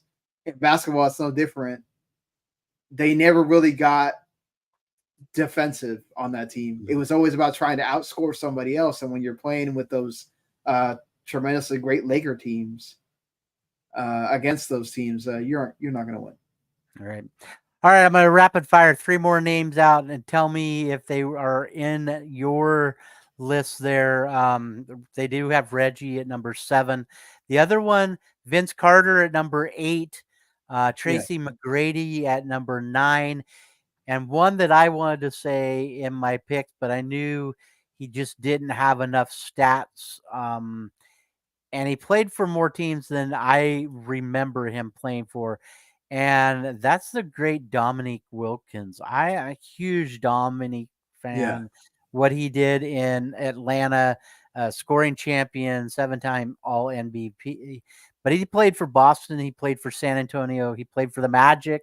And he also played for the Clippers, which I did not remember him playing for the Clippers. But a couple of names we did not shout out in our draft. Vince Carter is a former Mav as well, but I mean, most of the people remember Vince Carter for like the tremendous dunks that he did, just like Dominique Wilkins and McGrady. All three of those guys were tremendous dunkers. I mean, Wilkins had the human highlight film as his nickname Mm-hmm. for a reason, but it's Dominique just didn't have the team to go against the Celtics and Lakers and all that in that era. And you're going to go in the East, and you got the Sixers in Boston. You got to deal with every Mm-hmm. year. Unfortunately, just Atlanta was never good enough. Um, Same thing with McGrady and Carter, right? Carter just never got to be on one of those. He really started becoming a journeyman later on in his career. He started bouncing around a lot of different teams after playing with the Raptors and so on. McGrady as well. I think he had his time with the Magic where they kind of almost had a run, but didn't quite. So yeah, they're fine. I think I have like a few that probably would have been above them, but hey, everybody makes their own list. Yeah. And the only player, and you said this, it made me think about, okay, who was on his team? The only person I ever remember that Dominic Dominique ever played with was Spud Webb. That's the Yeah, only name that ever sticks in my mind of the team that he had of any kind of support. And you're talking a guy that was 5'6" and played out yeah. there. So, but All right, let us know in the comments who wins this draft. And again, Sean takes Mr. Carl Malone, Charles Barkley, and Patrick Ewing. Myself, I take Dikembe Mutombo, John Stockton, and Reggie Miller. All right, let's change up the gears a little bit. We're going to head to the Major League Baseball for a few minutes, and then we got some NFL we're going to hit. First of all, let's talk Paul Skeens. As the show ended the other day, we knew he was coming up to make his debut for the Pittsburgh Pirates. Did you watch any of Paul's Major League debut? I did not get to catch that. I'm sorry. Probably Oh, working. 4 innings pitched. He only pitched 4 innings, gave up 6 hits, 3 earned runs, 2 walks, 7 Ks, but he had 17 pitches that were over 100 miles an hour. The highest one clocked at 101.9, and it is the fastest pitch in Pirates history. Looked a little shaky in the 4th inning, but he doesn't get a decision in this one. Have you followed much of him from when he was in college, or know much about what to expect from him? I do not. Gonna be honest with you. All Uh, good. All good. Some Major League Baseball news that came out today or late yesterday that I saw, that Major League agrees to a multi-year contract with Roku for Sunday games of Major League Baseball. And so they will start with what they call the Sunday leadoff. It'll consist of 18 games over the next few months, starting on Sunday, as it will be St. Louis Cardinals and Boston Red Sox. And then the last game will be September 15th. But we're seeing more and more streaming services. Is this a plus, or is this a minus for Major League Baseball fans and teams? this is one of these things that's kind of weird, where I think when you're starting to put it on things where you have to have a Roku device, that's a little bit not great, because that's not accessible by people that don't have a Roku. Whereas like Apple TV, Peacock, ESPN, Fox, whatever, that's all you can get all of that in a package. You can get Peacock by itself, you can get Apple TV by itself. When you're talking about like, okay, I have Roku TVs, that's cool, but are we going to make this available to where people that don't have Roku's are available to see it? Because then you're locking people out of seeing their favorite team from, or is it still going to be available on MLB TV or whatever at that point? I don't. There is such a thing as like spreading yourself too thin, and I get that there's a lot of Major League Baseball games, and that it's a great idea in theory, but I don't think you need to be on like everything everywhere in that case. And now, don't remember, Randy and I talked about it. I believe it is the Marlins, if I remember right, have the place where they have went away from blacking out their games. Do you think that is going to happen with all teams here pretty soon? I mean, honestly, all leagues need to quit the blackout thing. Like, you need to just be cool with understanding that people watch TV differently now. Mm-hmm. We don't need to force people to pay for locals.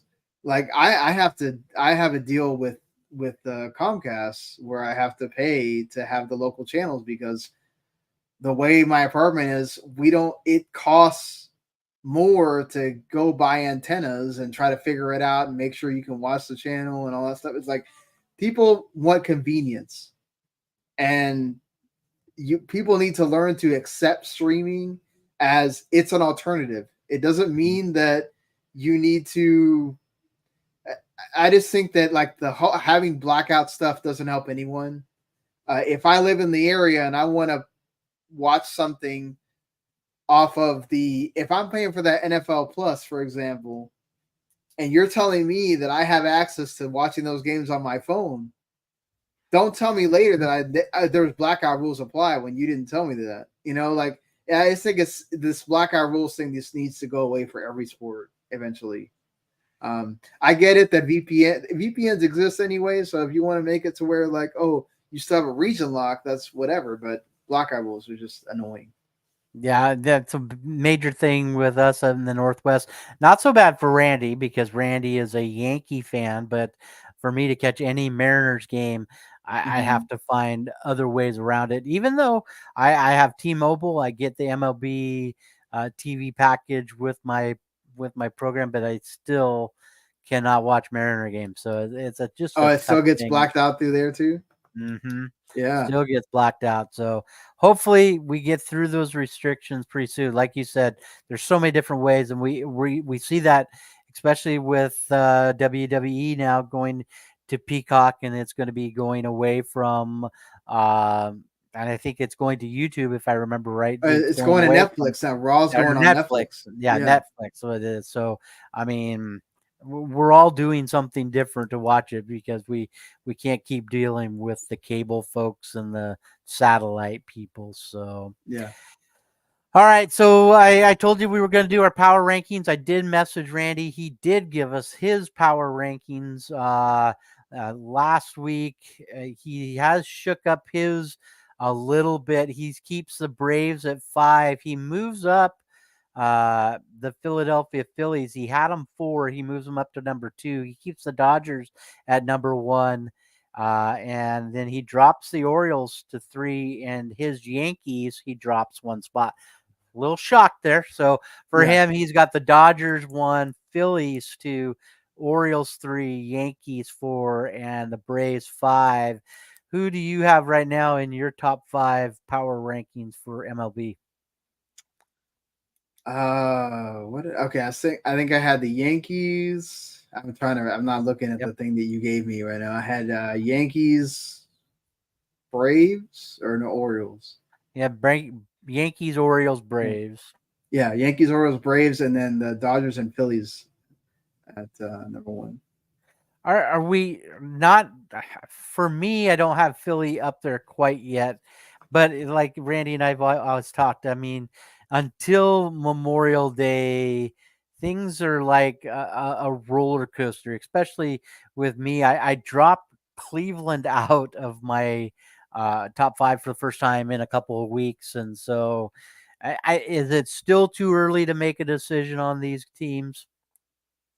I definitely think so. I mean, there's way too much of the season left. Where we're at, like most of them have played 40 games right now, and it's 162. I mean, we're like, mm, you know, a quarter of the way through. I mean, it's a good barometer to be able to judge teams at this point, but there's so much left of the season. Like they could literally go on a bad ratchet of games and just bottom out, or you could go the other way where you just look at some of these teams that are doing like the Twins and Phillies and the Dodgers have been like going on win streaks. So you can keep that going and then just all of a sudden rack up wins Mhm. and keep put yourself in position. So Yeah, you said Philadelphia is on an 8-2 run over the past 10.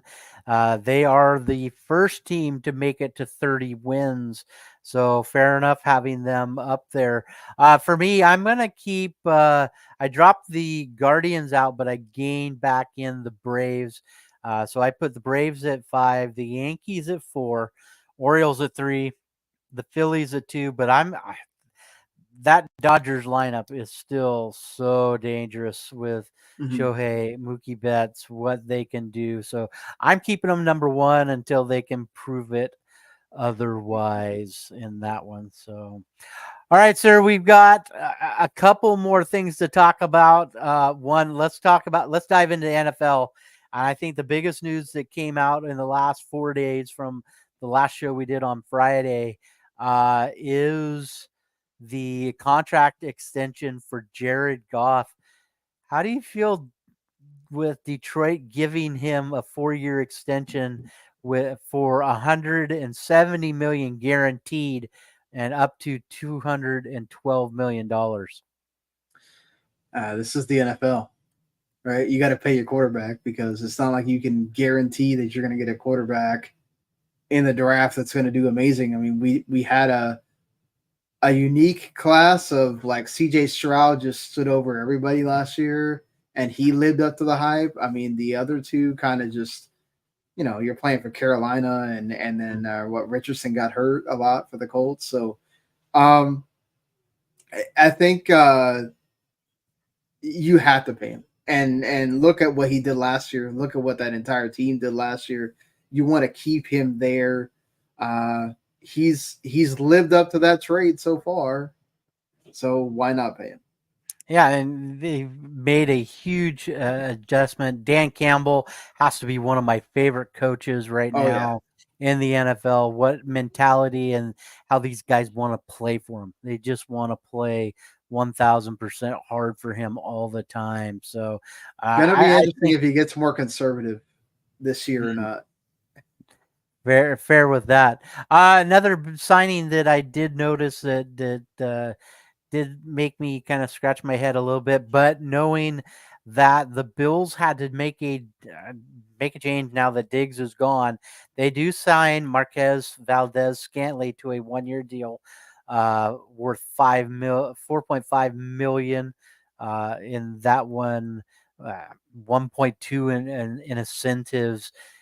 Are the Bills scraping? Because I don't know if the way he played this last year is a little worrisome for me. Uh, what do you think Josh Allen is thinking of this signing? Well, he's the guy that he definitely can run. He can get out there and catch the big bomb throw from Josh Allen. It's just, will he catch it? All right. Because he had his big moments with Patrick Mahomes, and then he had moments where he dropped it. It wasn't as bad as Tony, was for them, but I think they can get it to work. I mean, it's not going to be Diggs. You're not going to. Diggs is one of the premier wide receivers in the entire Mhm. league, but you got to do what you can at that point to kind of replace. Some other quarterback news, and one and now after today's article, he's kind of shying away from it. But uh, tell me what you think about the Kirk Cousins comments about them not drafting a weapon in their first pick and going with Michael Penix Jr. after they sign Cousins to a huge $180 million deal in March. Did Atlanta really screw up by not getting Cousins a weapon? Yeah, what are you doing there? I mean, you're kind of sending mixed messaging at that point. Like if you're Kirk Cousins, I'm really thinking about that. It's like, do you not have any belief in me? Are you more worried about or do you not? Or are you doing like a rebuild and I'm just here to kind of like coast you through? Like, that doesn't make any sense. Like you're signing this guy for that much money. You need to show him that you actually like want to try to get to the playoffs and win a Super Bowl. I mean, they it's just that was one of those where it's like I was scratching my head going, okay, I get it. If you want to plan for the future and you think that Michael Penix Jr. is going to be the guy for you or whatever, but I don't know. It's just shouldn't you try to wait until Kirk Cousins is a little bit older to do something like that and make sure that you can get the best out of him when you sign him for that much money? Now, I'm not saying that Atlanta doesn't have a couple of weapons, as they do. They do have Yeah. Bijan Robinson. I think the way they need to use him over the next uh, couple of years have to give him the ball, show him what he can do. They do have a guy out of Florida with Kyle Pitts. I think Mhm. he needs to be a little bit more in at least 5, 6, 7, 8 times throwing the ball to him. They've got to have him in the routine Well, and that's every the one day. thing Kirk Cousins loved to do. He did throw the tight end a lot, so you want to see Pitts get used way more. He could easily be one of those sleeper draft picks in your fantasy football Hmm. team. Take a Kyle Pitts this year. So, and they do also have Drake London, but he's still Yeah. young. So having now Kirk Cousins there, who is a very fiery player when he gets riled up. I think this team made some choices. Michael Penix, we'll see in about I three mean, years. I can understand it a little bit. Like Kirk Cousins does have a bad injury history, Right. right? So even though you sign him for all that money, you do want to have somebody that, okay, let's say Kirk Cousins has him on one of those season-ending injuries, or he has an injury where he's out for a while. You have somebody that's like, okay, he's a rookie, whatever, but he's a high value rookie. What if he comes out and has some tremendous games, and you go, okay, well, we know what's going on. I'm sure there's some kind of release in Kirk Cousins' contract at some point that they recoup some of that, and then Yeah. they can just put it on Penix Jr. after. Yeah, it's a little weird what they is transpiring over it, but I think in the long run it'll work its way out, especially with Drake London there and that. Um, Now the one that made me scratch my head a little bit. Did you read this one about John Perry? John Perry's leaving ESPN to go and be an officiating liaison for the Buffalo Bills. Basically, he's going to help with determining whether or not you should throw the challenge flag or what should be questioned. How do you feel about having an official now working for a NFL football team? That doesn't sit that great with me. I don't know about that. I mean, also I don't know why you need someone there to just tell you whether you need to throw the flag or not. Like, don't you have cameras and other people to do that? That seems like a waste of money. I But you know, you would think that John Perry has a very he's very notable now of being one of those guys you call on, and now you're going to leave something to become just a almost it feels like a trial scenario yeah, with a liaison. I don't know that that's gonna. I'd be surprised if that's the thing that catches on, and then we now have that position in like all the teams all of a sudden. Yeah. Uh, well, the NFL it does not make sense on certain things, and this is one of them. But this is the Buffalo Bills, and they're dabbing their toes in the water up there in and Otis Orchard. Last big news that I saw. I'm not 100% about the second part of this, but it has been announced. Jason Kelsey will be joining the Monday Night Countdown team with ESPN. So excited to see that. He did talk about the ESPN is his was been a big part of his life growing up and always on the TV in his household growing up. With that being said, the second side of this is uh, have not confirmed this yet, but reports saying that Robert Griffin III is being released from the show and that side. Um, Nah, Thoughts about Jason Kelsey taking over on that Monday Night Countdown team? I get it in a way. It's the safer pick, right? It's the who's not going to be controversial, Jason Kelsey. I Robert don't. Griffin the third is sometimes says things that I'm sure ESPN is like, "Yo, maybe you shouldn't have said that, dude."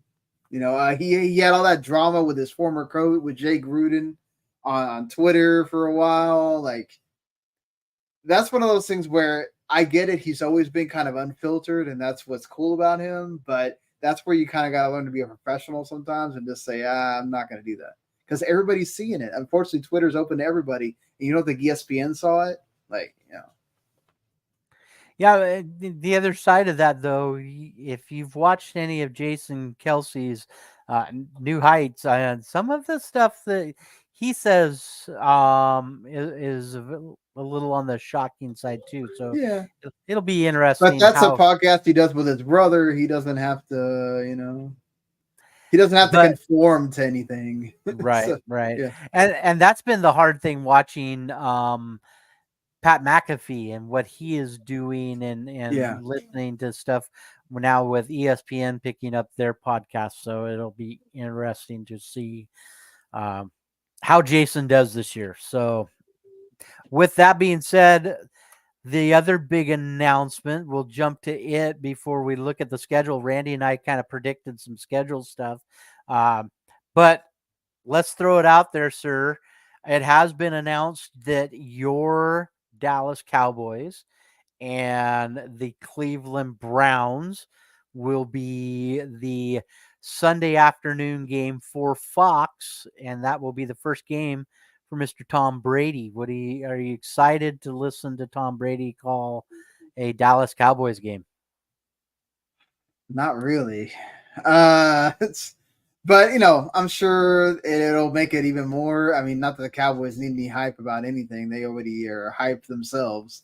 Um, gonna be fun to. I'm gonna be more excited about the game. Obviously, getting Deshaun Watson to come back to Texas and play against the Cowboys, and have the Browns, do their thing.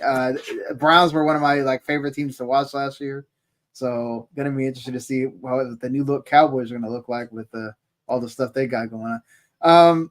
Or the I guess no look Cowboys because Jerry Jones decided to just do nothing in this offseason. But Tom Brady, look, his roast was great player, all that stuff. I'm sure he will do fine. Um, I don't know that he's gonna be. I actually liked Greg Olson, so I'm one of those that was kind of sad to see Greg Olson go. So I guess we'll see what Brady does. Yeah, I did like Greg Olson too, but I think he stays on, but where he'll be on the number 2 team and not Yeah, be up there with them. But you did say it, and if, I'm gonna veer for a second. We'll go back, but you did say Tom Brady. You did like the roast that was on Netflix. He comes out today and says he really wished he didn't do it because of the stuff that he's seen with his kids. I've yet to watch it, and I've had people say you got to watch it, you got to watch it. yeah. Is it a must see? I mean, it's long, right? So you may not want. You might. I don't think you need to separate 3 hours of your day. It might be something maybe you just watch in chunks, Mm-hmm. but it is worth watching. It's funny if you care about. You don't have to care about Tom Brady, but if you lived in that era and you watched football during that era, I think there's so many jokes that we get. I still can't believe he went out and actually said the thing about the Deflategate that made the news and all that. I get it. He can't really get touched about it, but it's just I don't know. Maybe keep that one in the secrecy pile, but still, there are some good ones. All right, so Randy and I predicted and looked at a few games what we thought week 1 would be matchups. Tomorrow is the day that they have said that the NFL schedule has come out, but some have been leaked. Like we did say, your game on week 1 will be the Dallas Cowboys at Cleveland Browns. The funny part side of that, and I did not share it a second ago, you know the reason why that game is happening at that time? No. That it Well, it's is not. the only it will be the only game that CBS will not have a game on on CBS in the afternoon of week 1, according to Fox and all of that. CBS will be showing the US Open and the tennis matches. So CBS will not have an afternoon game, Wow. and let's bolster everybody listening to Tom Brady on uh, week 1 On Sunday. Fox. Yeah. um, we did predict, we did know going in that Kansas City was going to host the first game on Thursday night, and it will be against my Ravens. We did Yeah. learn of that the other day, so that'll be an interesting matchup. Look for Robert Taylor and myself to probably go at it a little bit on week 1. So I did comment on one of his posts earlier, but nothing. He was more worried about week 2's matchup, which also got leaked. Kansas City will be taking on Cincinnati in week Yeah. number 2. So, um, the one that I did get correct, I have to rub it in Randy's face. I did pick the teams. I did pick them in the right locations. I didn't pick the right night. I took the New York Jets at the San Francisco 49ers. I thought it was going to be on Sunday night. Ends up being on Monday night. Uh, so got one of them right, wrong night, but Any matchup that you think is going to happen, predict a matchup that's going to come out tomorrow, and you're saying, yes, I have to watch that. Let me see. I think about it. Um, like just any Mm-hmm. matchup of okay, two teams playing. Obviously, aside from the well, I definitely think they're gonna have a. They're gonna try to do Jets versus Chiefs again, so you can have Mahomes and Rogers. Well, I think, in week yeah. one, the Jets are against Well, San. week one, okay, yeah, Yeah, just week one. just week one, okay. We already know a bunch of these.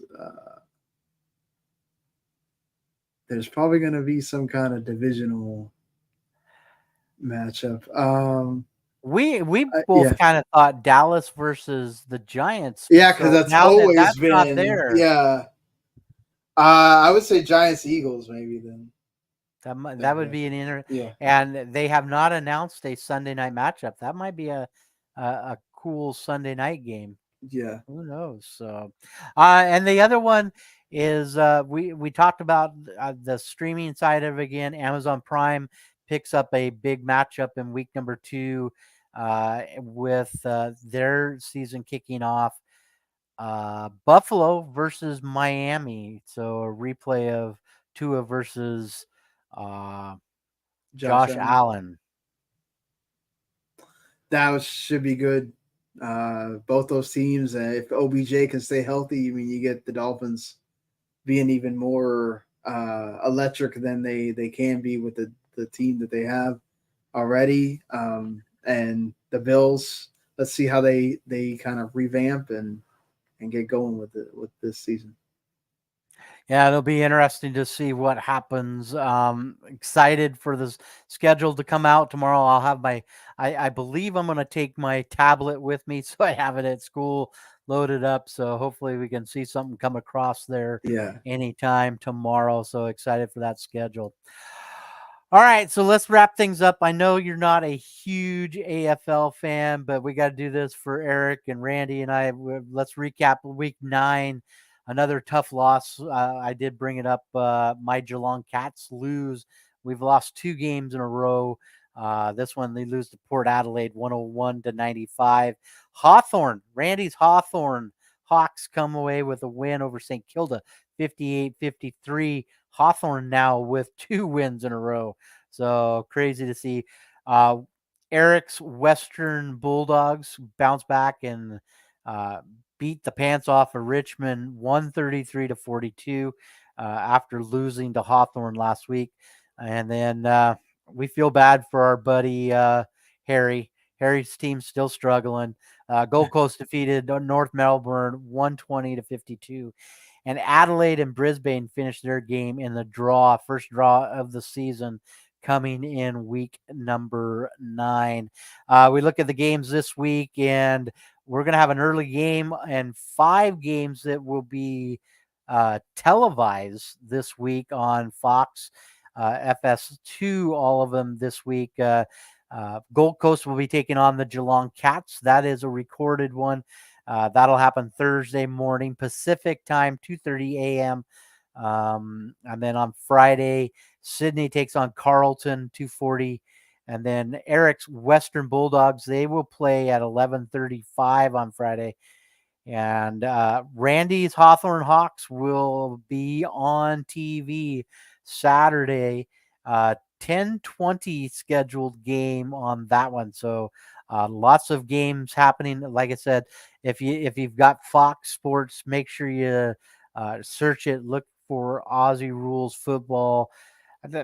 Don't follow much of it, do you? You follow the other football, not the footy, right? yeah. I'll watch rugby at times. I've watched AFL before. It's interesting. It's just it's either like comes on at a crazy hour that I'm not awake, or I forget that it's on because something else comes on. So I I don't have set a the team like DVR. Eric, you know. Yeah. Yeah, I set the DVR and record them all, and usually if it's not my team, I'll fast forward through it playing, but I'm Yeah, watching it as they're running faster. But totally cool. I want to bring up a sport really quick, and we got it just a couple minutes, and one that doesn't get much notoriety here in the United States. I know of zero teams, but it is one of the world's largest sports viewership, and that's cricket. Why doesn't the yeah, U.S. have a cricket team or at least a cricket league? because it's crazy. It's like if you're trying to watch baseball, it doesn't make any sense. Right? Like if you have to really know the rules to cricket and understand what it is and the lingo as well, like what is a test, all that stuff. Like it's definitely something that's not. I mean, look how long it took for us to kind of accept soccer, football, AFL, all that stuff. Imagine like cricket is known because it's on different streaming networks and stuff like that, but it's like it's very foreign. It's very like you know, Australia, England, Indonesia, India, other countries that are good at that. And we're just like, hey, we got baseball here, we got softball. That's just too weird. Right? So I will send you this thing. I sent it to Randy when I saw it the other day, and it was some of the most watched how many fans that these sports Yeah, have. And United States football doesn't even make the top 10. Does right. not make the top 10, which is crazy. Think about rugby is number 10, or excuse me, golf is number 10 with 450 million fans. Rugby, 475 million fans at 9. Baseball, 500 million fans at 8. Number 7 is basketball with 800 million fans. Table tennis. Table tennis, sir. Number 6 with Table tennis. 850 million fans. Volleyball, number 5 with 900 million fans. Tennis, number 4 with 1 billion fans. Hockey, 2 billion fans at number 3. Cricket at 2.5 billion fans. And number 1 is, yes, is the world's known as football or soccer. 3.5 billion fans. Crazy to think about some of those sports that made it, but cricket, 2.5 billion. You would think the Yeah, U.S. I would mean, want to dip their Disney toes in used that. to own rights to some of the cricket stuff on the Star Plus, whatever. And people don't realize it, but they lost a lot of subscribers as soon as that deal went out. People unsubscribed because there are that many fans of cricket that were just subscribing to watch cricket on there. Yeah. I mean, I tried to look and I plug it into the TV to see if it ever pops up on Fox or anything like that, but I see more rugby and Yeah. AFL than you do the other. I mean, just kind of crazy to think about. So, all right, Mr. Sean Garmama, thank you for filling in for Mr. Randy tonight as Randy is doing the NAIA opening rounds. And I know you chimed in and said something the other day. He said, yeah, I'll sit in with you one of these days. And it just happened to work out. So I appreciate you taking time out of your busy schedule to sit in and join us, talk a little basketball and some NHL tonight. Well, thank you for having me. It was fun getting to talk about sports again, and you guys always do a good job. I try to watch when I can. I can't. You guys happen to come on like my off day when I try to like disconnect from everything. So sometimes I can watch live when you guys are on. If not, I try to catch it later when it's possible. But you guys do an awesome job, and glad to be on the episode tonight. Well, we appreciate you having it. Again, check out Sean and all of his video game stuff at W2M Network. Also, he's part of the Bad Brackets. Follow us. We're dropping new videos. This one dropped this week was the Major League logos. We're going to laugh at Eric as he has another third place finish. So if you have not watched this week episode of Bad Brackets, make sure you go and check it out. Plus, Randy had a cool twist for it too. So Yes, a crazy twist. And let me tell you how frustrated. As soon as we were done recording it, I went and I complained to my wife about how it went down. So uh, Randy is rancid, but then he added a whole nother yeah, level of whole rancid. other level. Yeah. So I Randy and I will be back next week. It'll be a regular week next week on Tuesday, and then the following Tuesday, the Tuesday after Memorial Day, we will not be having a show, as that will be NAIA World Series time, as we will be here, both Randy and I, working with Alicia and the entire crew over at LCSC. So regular show next week. We'll have an off week, and then we'll be back the first week of June. So again, appreciate you jumping on with us, Sean. And until next week, you've been watching the R&R Sports Report here on Facebook and YouTube. Thanks a lot for watching. Later.